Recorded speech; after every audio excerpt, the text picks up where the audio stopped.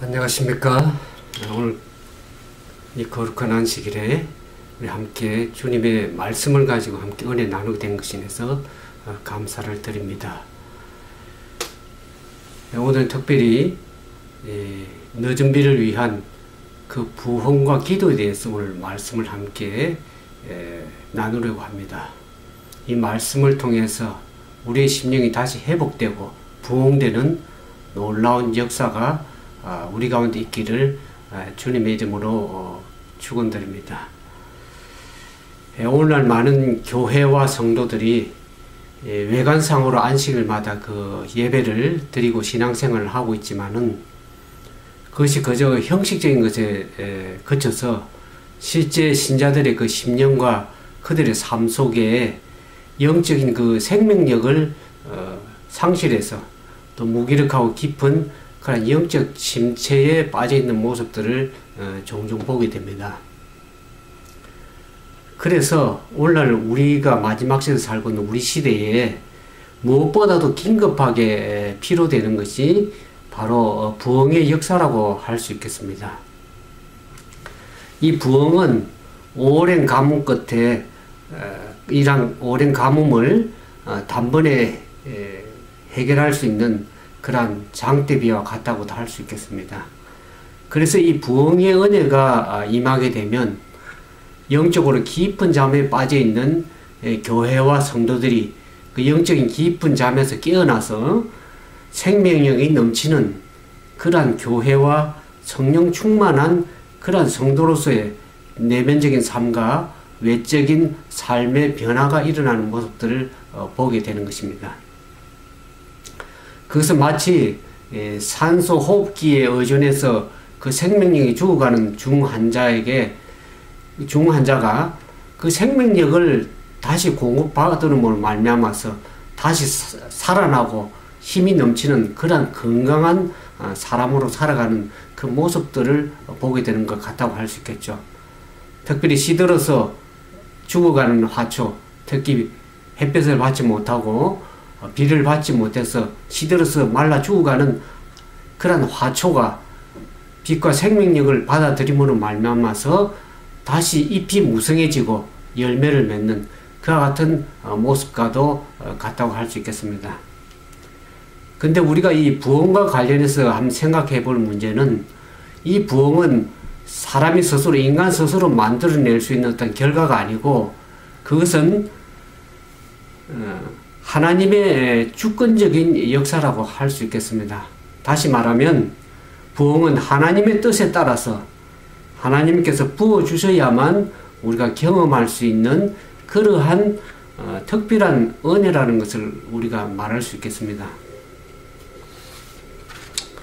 오늘 저는 이 부흥이라는 주제를 가지고 함께 말씀의 은혜를 나누고자 생각합니다. 이 부흥이란 말은 우리가 교회에서 종종 사용하고 듣기도 하는 그런 말이죠. 근데 오늘날 교회에서 일반적으로 사용하는 이 부흥의 의미를, 개념을 어떻게 받아들이고 있습니까? 교회가 수적으로나 양적으로 성장하는 교회 성장의 의미를 많이 생각을 하게 됩니다. 그러나 부흥의 개념은 그런 뜻이 아닙니다. 부흥은 교회가 수적으로 양적으로 성장하는 교회 성장의 그런 개념이라고 할 수 있는 것이 아니고 엄격히 말하면 이 교회 성장이나 수적으로 양적으로 성장하는 교회 성장은 단지 부흥의 한 결과로서의 한 면이지 그것이 부흥의 개념을 설명할 수 있는 말은 아닙니다. 부흥이란 그 말은 오늘 우리가 이 살펴보고자 하는 사도행전 2장에 보면은 그 오순절의 성령 강림의 사건이 나오죠. 그 오순절 성령 강림의 사건을 중심으로 해서 이 부흥의 개념을 설명해 보고자 합니다. 우리가 지난 2000년 기독교 역사를 살펴보면은 위대한 그 부흥의 사건들이 많이 있었습니다. 특히 16세기에 종교개혁 이후에 17세기와 지난 20세기에 걸쳐서 전 세계적으로 놀라운 부흥의 역사가 있었습니다. 그런데 이러한 교회사에 나타난 이러한 놀라운 부흥의 역사의 성경적인 모델이 바로 오늘 우리가 살펴보고자 하는 사도행전 2장의 오순절의 성령 강림 사건이라고 할 수 있겠습니다. 그래서 이 사도행전 2장에 나오는 이 2장은 모든 부흥의 원조이며 하나의 교과서라고도 할 수 있겠습니다. 그래서 역사에 나타난 그 사건이 과연 성령에 의한 부흥의 사건인지 아닌지를 우리가 분별할 수 있는 그러한 시금성이라고 할 수 있겠습니다. 그래서 우리가 부흥이 무엇인지 이해하기 위해서는 이 사도행전 2장을 살펴보는 것이 가장 필요한 일이라고 그렇게 생각이 들어집니다. 이 부흥의 사전적 정의를 먼저 살펴보면은 부흥이란 말은 한동안 쇠퇴되었던 것이 다시 일어남 또는 그렇게 되도록 함이라고 이렇게 정의를 하고 있습니다. 우리가 부흥을 영어 단어로 얘기할 때 리바이벌이라고 그러죠. 이것은 무엇인가 되살리는 행위 또 신앙적 열정을 다시 일깨움 또는 신체적 정신적 활력이나 활동 혹은 생명이나 의식으로 회복됨이라고 이렇게 사전적 정의를 내리고 있습니다. 근데 우리가 성경에서 부흥이라는 단어를 딱 한번 살펴볼 수 있는데 그것이 여러분들이 잘 알고 있는 하박국 3장 2절에 보면 여호와여 주는 주의 일을 이 수년 내에 부흥하게 하옵소서 이와 같은 부흥의 구절이 나오는 것을 보게 됩니다.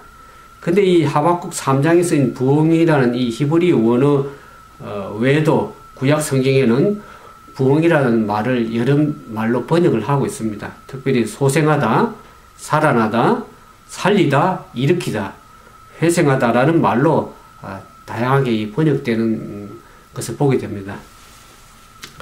그래서 이 부흥의 사전적 정의의 핵심이 뭐냐 그러면은 부흥이란 죽거나 침체되어 있는 것을 생명력 있게 되살리는 일이라고 이렇게 말할 수 있겠습니다. 이러한 그 기본적인 부흥의 정의를 염두에 두고서 우리가 사도행전 2장의 오순절의 성령 강림의 사건을 이 부흥이라는 관점에서 살펴보면 과연 부흥은 어떤 의미를 가지고 있는 것인가 우리가 살펴볼 수 있겠습니다. 특히 이 사도행전 2장에서 보면 이 부흥이라는 것은 성령께서 기도하며 그 성령을 사모하는 자들에게 충만하게 임하시는 역사라는 것을 우리가 볼 수 있겠습니다. 우리가 잘 아시는 대로 사도행전 2장에 살펴보면 부활하신 예수님께서 성천하시면서 제자들에게 당부하시는 말씀을 보게 되죠. 너희가 예루살렘을 떠나지 말고 너희가 몇 날이 못 되어서 어떻습니까? 성령에 약속하신 그 성령을 성령으로 침례를 받으리라고 그렇게 말씀을 하셨죠. 그래서 그 부활해서 성천하신 예수님의 말씀을 기다리면서 오순절에 기도하던 120명의 성도들에게 성령님께서 일시에 강림하셔서 성령의 충만함을 받는 놀라운 그러한 사건들을 우리가 사도행전 2장에서 보게 됩니다. 그래서 이 부흥에서 가장 아주 중요하다고 생각하는 것이 하나의 기도라고 말씀을 드릴 수 있겠습니다. 우리가 성경과 교회 역사에 나타난 그 부흥의 사건을 면밀하게 살펴보면은 하나님의 놀라운 부흥의 은혜가 임하게 될 때에 그 전에 먼저 어떤 변화의 조짐이 교회와 성도들의 삶 속에서 발견되는 모습을 보게 되는데 그것이 바로 이 간절한 기도라고 할 수 있겠습니다. 그래서 사람들은 기도는 부흥의 불씨다라는 그런 말을 쓰고 있습니다.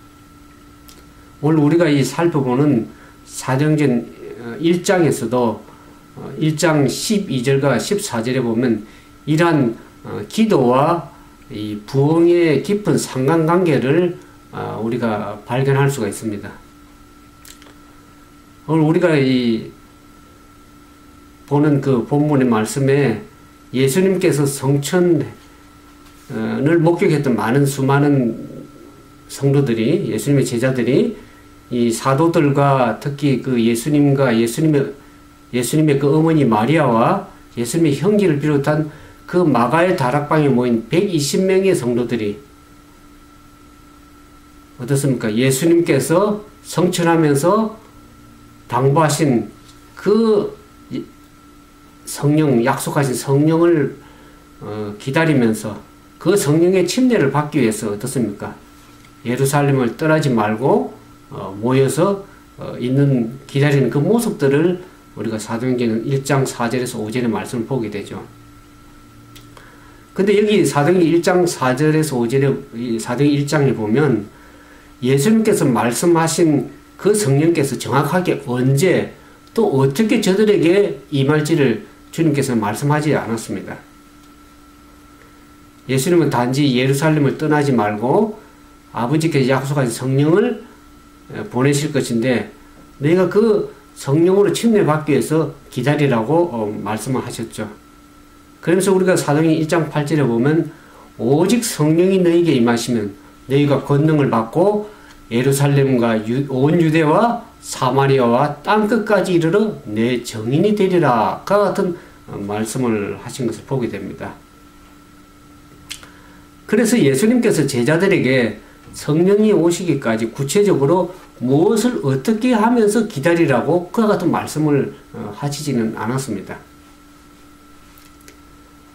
그러나 우리가 이 사도행전 1장 14절에 보면 마가의 다락방에 모였던 120명의 예수님의 제자들이 오순절에 성령께서 충만히 임하시는 그 은혜를 받기까지 그들은 무엇을 했습니까? 그들은 사도행전 1장 14절에 보면 마음을 같이하여 오로지 기도에 힘쓰느니라 그 같은 표현을 보게 됩니다. 그렇습니다. 그들은 하나님의 아버지께서 약속하신 그 성령으로 침례를 받기까지 한 마음으로 힘써서 저들이 기도한 모습들을 보게 됩니다. 그리고 10일이 지나서 어떻습니까? 기도하던 그들 위에 성령의 은혜가 부어져서 그들이 다 성령의 충만함을 받게 되었습니다. 이렇게 하나님께서 힘써 기도하며 간구하는 그곳에 성령을 부어주셨습니다. 우리가 잘 알고 있는 누가복음 11장 9절에 보면 어떻습니까? 구하라 그리하면 주실 것이요 그랬습니다. 그러면서 11장 13절에 보면 어떻게 합니까? 구하는 자에게 좋은 것 무엇을 주시겠다고요? 성령을 주시지 않겠느냐 그 같은 말씀을 하셨습니다. 우리가 11장 13절에 보면 너희가 악할지라도 좋은 것을 자식에게 줄 알거든 하물며 너희 하늘 아버지께서 구하는 자에게 성령을 주시지 않겠느냐 그 같은 성령을 구하라는 약속의 말씀을 우리에게 주셨습니다. 사랑하는 우리 믿음의 성도 여러분, 저와 여러분은 지금 무엇을 위해서 기도하고 있습니까? 우리의 기도의 주된 관심은 무엇입니까? 저와 여러분은 이 사도행전의 입장에서 보는 것처럼 마가의 다락방에 모인 120명의 성도들처럼 성령께서 충만하게 임하실 그 은혜의 역사를 위해서 여러분들이 간구하고 있습니까? 그 성령의 충만한 은혜를 입기까지 여러분들이 포기하지 않고 열심히 힘써 기도해 본 그러한 적은 있습니까? 우리가 무엇보다도 이 부흥의 은혜를 사모하고 오늘날 영적으로 침체되고 또 형식적이고 명목상으로 되어가는 이 교회와 성도들을 위해서 이 너전미 성령의 충만한 부으심이 임하도록 우리가 기도해야 될 것입니다. 우리가 교회사를 살펴보면 하나님께서 하나님의 은혜에 목말라 하며 성령의 굶주리고 기도하는 그러한 백성들 위해 하나님께서 성령의 충만한 은혜를 부어주셨습니다.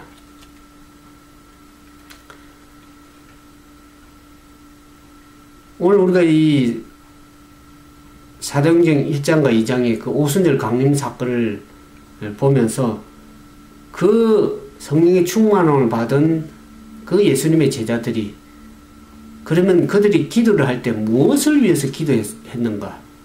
또 그들은 어떤 삶의 마음 자세를 가지고 삶을 살았는지를 살펴보기를 원합니다. 사도행전 36페이지에 보면 그들이 무엇을 위해서 기도했는지 또 어떤 마음을 가지고 살며 믿음의 생활을 했는지를 세 가지로 표현을 한 것을 알 수 있습니다. 첫 번째 살펴보면 제자들은 약속이 성취되기를 기다리면서 첫 번째 뭘 했냐 그러면 참된 회개로 그들의 마음을 겸비하게 하고 그들의 불신을 자복하였다 그렇게 했습니다. 그들이 예수님과 3년 반 따라다니면서 예수님과 생활하면서 어떻습니까? 저들이 예수님의 마음을 아프게 하고 불신적인 말과 행동을 한 것을 함으로 인해서 주님을 슬프시게 한 것을 저들이 마음속에 깊이 깨닫고 뉘우치게 되었습니다. 그래서 이제 다시 그들이 주님과 함께 3년 반을 다시 같이 함께 살 수 있다 그러면 얼마나 변화된 모습으로 다른 모습으로 살아가고 주님께 대한 사랑을 표현할 수 있을지를 그들이 다시 마음속에 생각하게 된 것이죠. 그러면서 그들은 가능한 한 세상 앞에 담대히 주님을 시인함으로써 그들의 불신을 속죄하고자 하였다 그렇게 했습니다. 그들이 과거에 주님을 불신하고 다 예수님 십자가 못 박힐 때 도망을 갔죠. 이제 주님을 또 열심히 따른다고 했지만 주님의 마음을 아프시게 하며 한 그러한 모습들을 제자들의 모습들을 살면서 보게 됩니다. 이제 그들의 불신적인 말, 그들의 행동, 그것을 지난 날을 돌이켜 보면서 마음을 겸비하게 하고 그들의 불신을 자복하는 그러한 기도에 하면서 성령을 기다렸다는 것을 알 수 있죠. 두 번째로 여기 보면 사도행전 36페이지에 37페이지에 제자들은 사람들을 만나기에 적합하게 되도록 그리고 매일의 교제에서 죄인들을 그리스도께 인도할 수 있는 말을 할 수 있도록 매우 열렬히 기도하였다. 그랬습니다. 사람들을 만나기에 적합하게 될 수 있는 그러한 마음, 그러한 마음의 상태를 위해서 기도한 것이죠. 그리고 그들이 매일 만나는 사람과의 교제에서 죄인들을 온전히 그리스도께 인도할 수 있는 그러한 말만을 할 수 있도록 매우 열렬히 기도를 한 것을 보게 됩니다. 그러면서 그들은 어떤 마음의 자세로서 삶을 살았냐 그러면 불화와 재상권을 잡으려는 모든 욕망을 버리고 그들은 그리스도인 교제를 통해서 매우 친밀해졌다. 그들은 하나님께 더 가까이 나아갔으며 이러한 생활을 통해서 그들은 그리스도와 밀접한 교제를 할 수 있는 것이 얼마나 큰 특권인지를 깨닫게 되었다 그랬습니다. 오늘 많은 교회에서 과거에 예수님의 제자들이 너가 더 높냐 내가 높냐 하는 그런 불화, 서로 내가 너보다 낫다 하는 그런 다툼, 재상권을 버리고 서로가 마음이 하나로 연합되어서 서로 친밀한 가운데에 믿음의 삶을 살아갔던 것을 보게 됩니다. 오늘 우리가 이 오순절에 예수님의 제자들이 어떻게 성령을 받은 그 삶의 모습을 바라보면서 오늘 우리가 어떠한 그러한 믿음의 삶을 살며 무엇을 위해서 기도해야 될지를 우리가 한번 다시 생각해 보게 되는 것입니다. 그러면서 그들은 성령을 받기 위해서 받기 위한 이 준비의 날에 그들이 뭘 주로 했냐 그러면 깊이 마음을 살피는 그러한 날이었다 그랬습니다. 그러면서 세 번째로 그들이 어떠한 기도를 했냐 그러면 제자들은 영적인 피로를 느끼고서 저희를 영혼 구원 사업에 적합하게 해줄 거룩한 정령을 달라고 주께 부르짖었다 그랬습니다. 오늘 여러분들 영적인 피로를 얼마나 느끼고 있습니까? 영혼에 대한 부담을 가지고 있습니까? 영혼 구원 사업에 적합하게 해줄 그런 열정이 성령의 감동하심이 있어야만 우리가 영혼들을 주님께 이끌 수 있는 그런 마음들이 열정이 생기는 것이죠. 그걸 위해서 우리가 기도해야 될 것입니다. 그러면서 이 오순절 성령을 위해서 기도한 그 제자들의 삶의 모습에서 보면 그들은 단순히 자신을 위한 축복을 구하지 않았다 그랬습니다. 그들은 영혼 구원에 대한 부담에 눌려 있었고 그들은 복음이 이 세상에 전파되어야 할 것을 깨닫고 그리스도께서 약속하신 그 능력을 간구하였다 그랬습니다.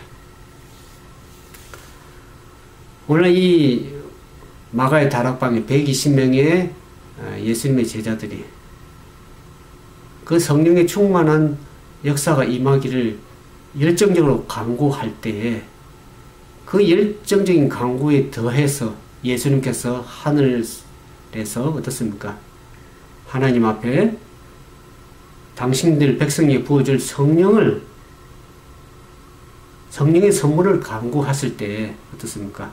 성령은 기다림에 기도하던 그 제자들에게 충만히 임했으며 모든 사람이 그것을 체험하게 되었다. 그렇게 기록을 하고 있습니다. 이 기도만큼 부흥과 밀접한 관계가 있는 것이 또 하나 있습니다. 그것이 바로 회개죠. 마음을 살피는, 오늘 우리가 살펴본 것처럼 마음을 살피는 일을 그들이 했습니다. 그 마음에 살핀 일은 하나의 우리의 삶의 회개 모습으로 나타나게 되는 것이죠. 이 성령께서는 죄로 인해서 상한 심령으로 회개하는 사람들에게 성령을 충만히 부어주심으로써 부흥의 은혜를 맛보게 합니다. 이 성령의 은혜를, 성령의 역사를 가로막는 걸림돌이면서 장애물이 바로 회개하지 않은 죄라고 할 수 있겠습니다.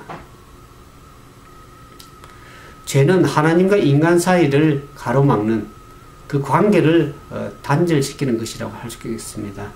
우리가 여러분들이 잘 알고 있는 이사야 59장 2절에도 이사야 선지자가 이렇게 얘기를 하고 있죠. 오직 너희 죄악이 너희와 너희 하나님 사이를 갈라놓았고 너희 죄가 그 얼굴을 가리어서 너희에게서 듣지 않게 함이라 그랬습니다.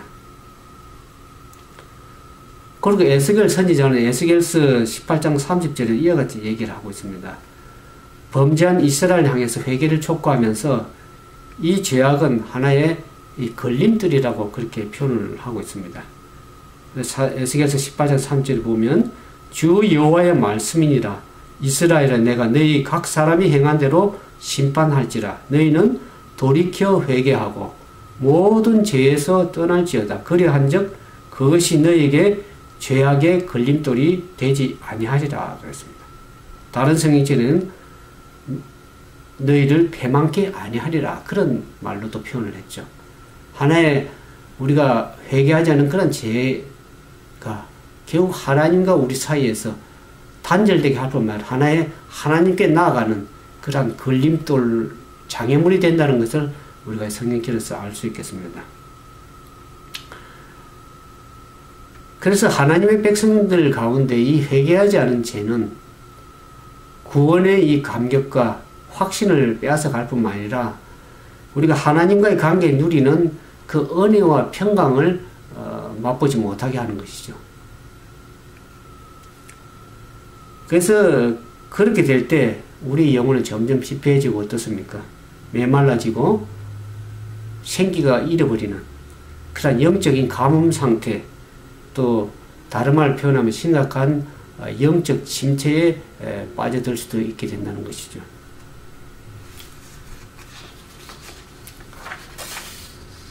그러므로 오늘 우리가 이 생각해 보고자 하는 것은 이 죄를 책망하시는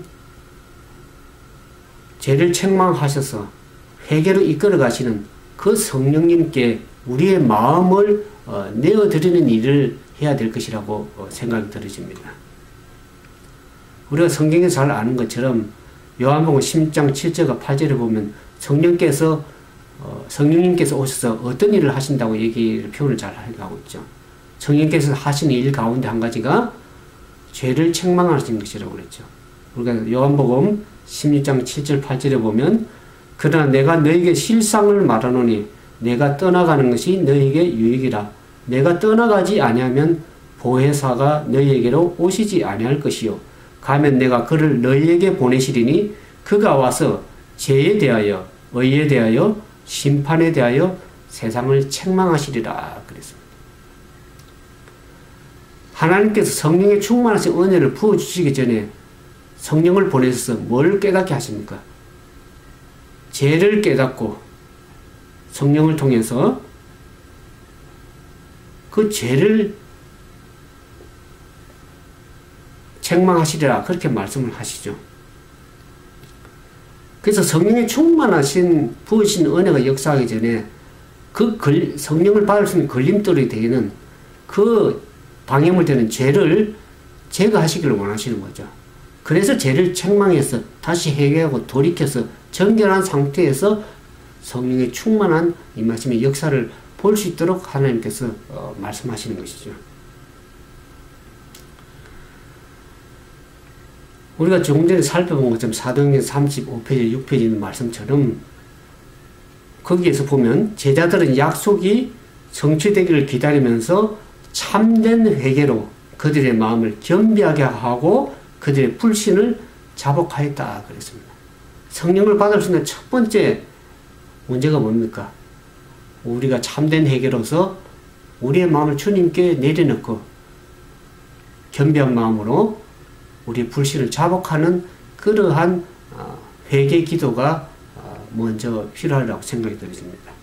두 번째로 보면 이 사도행전 교회정 8권 20회 이와 같은 말씀, 제자들이 완전히 연합한 후 더 이상 죄의 자리를 위해 싸우지 않게 되었을 때 성령이 부어졌다 이런 표현을 합니다. 오늘날 많은 분열과 불화가 있는 이 교회 안의 모습에서 우리는 어떻습니까? 우리의 마음을 진정으로 낮추고 서로가 연합하는 그러한 믿음의 연합이 있어야 되리라고 그렇게 생각이 들어집니다. 사도시대에 이 오순절에 성령 강림의 이 사건을 얘기를 하면서 사도시대에 성령을 부어주심은 이른비였다. 혹은 앞선비의 시작이었고 그 결과는 영광스럽다. 종말 시대에도 성령의 임재가 참 교회와 함께 하실 것이라고 사도행전 54페이지에 얘기를 하고 있습니다. 오순절에 성령이 역사한 것은 죄를 깨닫게 해서 성령의 충만함을 회개한 그들에게 충만한 성령의 역사가 임했던 것처럼 마지막 시대 오늘 우리 시대도 이와 같은 이른비의 오순절의 성령의 역사처럼 먼저 늦은비를 받기 전에 이른비의 경험처럼 충만한 회개의 경험이 있을 때 우리가 늦은비의 충만함을 받을 수 있다는 것을 알 수가 있겠죠. 그러면서 이 목사와 복음교육자에 보낸 점은 497페이지, 498페이지에 이와 같은 기록이 있습니다. 땅의 농작물을 익히는 늦은비는 인자의 오심을 위해 교회를 준비시키주는 영적 은혜를 나타낸다 그랬습니다. 그러나 이른비가 내리지 않을 것 같으면 생명은 존재하지 않을 것이고 푸른 잎은 솟아나지 않을 것이다. 초기의 소낙비가 그 역할을 다하지 않았을 것 같으면 늦은 비는 아부는 시도 완전히 이르게 할 수 없다. 이 말은 뭐냐 그러면 이른 비는 하나의 성령께서 오셔서 그 성령이 충만하신 은혜를 부어주시기 전에 죄를 책망하셔서 그 죄로부터 돌이키는 참된 회개 경험이 충만하게 임했을 때에 늦은 비는 풍성하게 임할 수 있다는 것입니다. 그래서 이른 비와 늦은 비의 경험이 우리에게 동일하게 필요된다고 할 수 있겠습니다. 그러면서 우리가 지난주에 제가 말씀드린 것처럼 교회정원 사건에 너잼비의 역사는 어떻게 임하는가를 제가 말씀을 들었는데 한번 다시금 여러분들 상기시키는 의미에서 말씀을 드리고자 합니다. 우리의 품성에 있는 결함들을 고치고 심령의 전에서 모든 불결을 정결케 하는 일이 우리에게 맡겨져 있다. 무엇이 우리에게 맡겨져 있다고요? 품성에 있는 결함들을 고치고 심령의 전에서 모든 불결을 정결케 하는, 그야말로 회개케 하는 참된 회개의 경험이 우리에게 맡겨져 있다는 것이죠. 그래서 그것들이 고쳐지고 정결케 될 때에 오순절 날에 제자들에게 이른 비가 내린 것처럼 늦은 비가 우리에게 내릴 것이다. 그렇게 약속을 하고 있습니다. 오늘날 우리에 맡겨진